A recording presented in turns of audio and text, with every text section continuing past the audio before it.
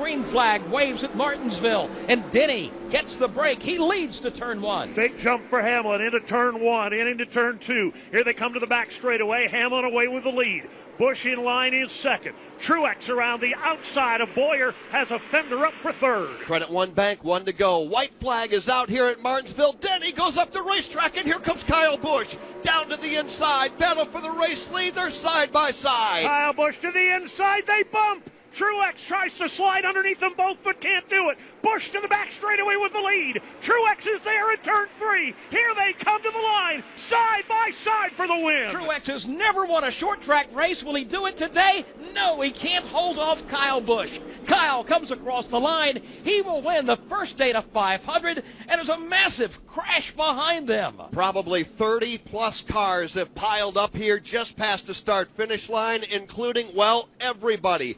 Kevin Harvick, Jimmy Johnson, Casey Kane, Paul Menard. It all started as they raced off turn number 4.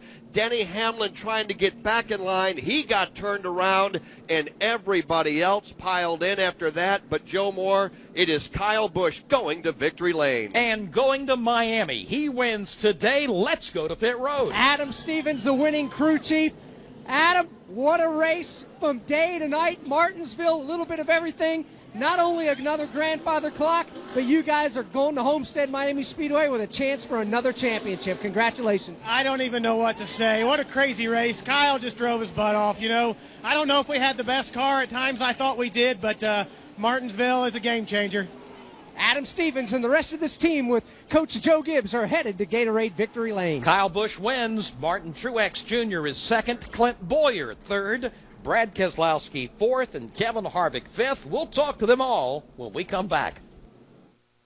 Emotions boiling over. It's what you expect when you come to Martinsville Speedway, and especially, Alex Hayden, what you expect when you're leading the race and you get knocked out. Yeah, and tempers are flaring. Denny Hamlin, Chase Elliott both parked their cars still on the racetrack. Both of them took the helmets off. Both of them got in each other's faces. It was very animated. No punches were thrown. But I can tell you, neither one of those drivers is accepting the other one's explanation of what went on. Martin Truex Jr. did finish the race in the second spot. A fantastic run today.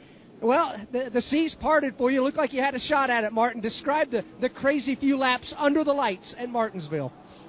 Yeah, it's just Martinsville, you know, short track racing at the end. Everybody's trying to get to Homestead, punch their ticket, but, you know, a really good day for our team. This has been a struggle for us, this place, and just, you know, to run second here is awesome. I think we had a 5th or 6th place car all day long. We couldn't quite get better than that, but I'm really proud of that effort for everybody, for all our guys. So we fought hard all day. We didn't give up, and we had a shot at it there at the last lap, and got inside of Kyle, just couldn't get the power down off of 4, and I didn't want to be the one to knock him out of the way for the win. So maybe I should have, but I don't know. It's those guys kept knocking each other out of the way and up there in the front, and I'm not sure that's the way to do it. But, you know, good day for us, and we'll go to Texas next week and see if we can't continue our 1.5 mile runs. No question about it. A fantastic second-place run today for Martin Truex Jr. Certainly can't take much away from him on that fantastic effort. He had an opportunity in the closing laps of that event to try to get the job done. Kevin Harvick is another one of the drivers just out of the race car. Kevin, describe Martinsville racing. Well, he's going to come up and talk with Ryan Blaney right now. Put his arm around young Ryan Blaney and have a conversation. It is not doesn't appear to be a big of an issue, but they are having a bit of words down here as well. You gotta love it, guys. There's not a full moon. The moon is half moon over turn number 2 here at Martinsville Speedway, but a lot of these drivers certainly have the tempers flaring down here, no question about it. Brad Keselowski was another driver, finished in position number 3, and we'll see if we can grab Brad Keselowski because he's debriefing with a couple of the crew members down here. So, yeah, hey, tempers are absolutely flaring. Steve Post. Yeah, Chase Elliott is down here, and actually Chase has now walked away from us. He is rousing the crowd up in their bold protest of Denny Hamlin here. Let's go back to Alex Hayden. Brad Keselowski, third place finish, and Brad, as he looks up at the ISM vision board to try to look at the way this thing rounded out there, Brad obviously led an awful lot of this race. Brad, You were leading closing laps. There was some hard contact out there from your driver's seat. Describe from what happened out there. Yeah, just the way the track is, it's just real slick. And it takes about 10 laps for these cars to get going. You have those restarts there at the end, and, you get a lot of this rubbing and beating, and that's what short track racing, I guess, is about. Yeah, solid day all the way around for Brad Keselowski. He still wound up in the number 3 position as Kevin Harvick and Ryan Blaney both have finished their conversation down here on the pit lane, and that seems to have wrapped up fairly well. All right, Alex, thank you very much. We're going to see if we can't slip in and get a word with Chase and Denny here in just a moment. We'll also hear from Kyle Busch in victory lane. He's got a grandfather clock coming, and we'll talk about that in a moment. Alex Hayden, we were looking at a replay just a few moments ago when Chase Elliott got out of the car. He looked at Denny, and the quote was, "You wrecked me." Yeah, well, let's get Denny Hamlin's version of what happened out there on the racetrack. The driver of the FedEx Toyota. Denny, from your driver's seat, describe the closing laps and the contact out there on the racetrack.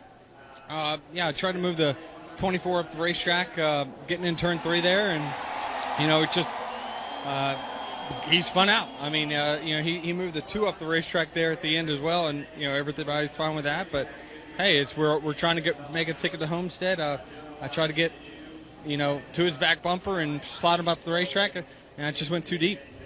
When you guys got out of the race cars back out on the racetrack there, you and Chase, what was the conversation like? Just enough of there's cars out there doing lug nut check and everything, and we're about to run into other cars, so I just said knock off the crap. Denny Hamlin, he's won here at Martinsville 5 times, comes up short. Steve Post. Chase Elliott. Chase, describe first off what happened on the track during the running of the race.